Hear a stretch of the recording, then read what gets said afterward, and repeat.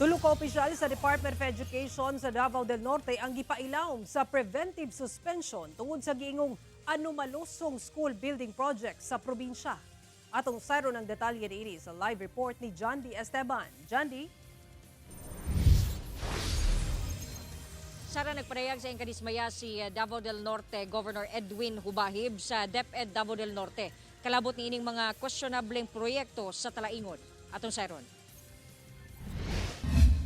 Dismayado si Davao del Norte Governor Edwin Hubahib sa mga questionableng proyekto sa Department of Education Provincial Office sa Talaingon nga kasamtang nga ginaimbestigahan.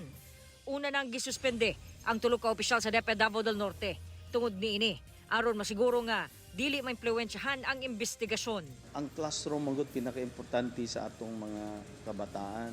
Pangitaan nato tanan og paagi nga masolve ni mabalik ang kwarta nga para sa classroom, mubarog ning maong eskwelahan nga completed based sa specs nga gihatag sa DepEd and mahatagan og parusa ang naasaluyuan ni.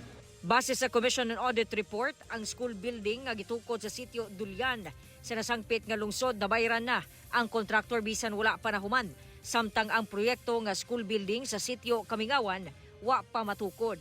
Kaning sa sitio Kamingawan nga maupay pagsugod og trabaho, so mao ginigdako nga problema. Karon daw gisigihan og trabaho.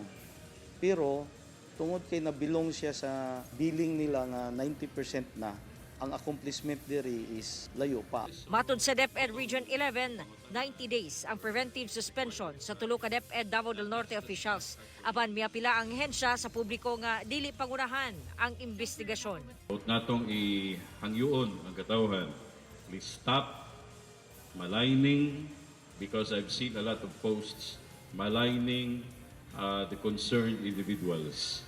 Wala ta sa posisyon nga mag-condemn sa ilaha.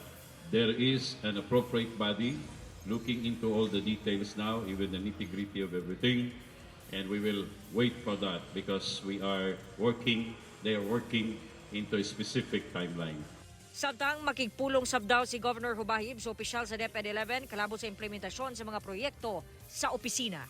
For this time dapat dili na sila mo dawat og mga mo implement og mga projects labi na nga mas dagko ang kantidad especially sa kaning mga school building construction, dili ingon ana ka capable ang ilahang department to implement this types of projects. Kani manggod nga mga projects dapat kumpleto ka og mga manpower, dili lang kay isalig sa isa ka tawo para nga masigurado nga ang implementation sa project is 100%.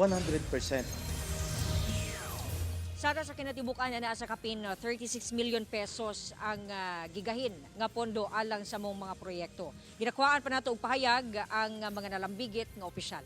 Sara. Okay, daghang salamat John D. Esteban.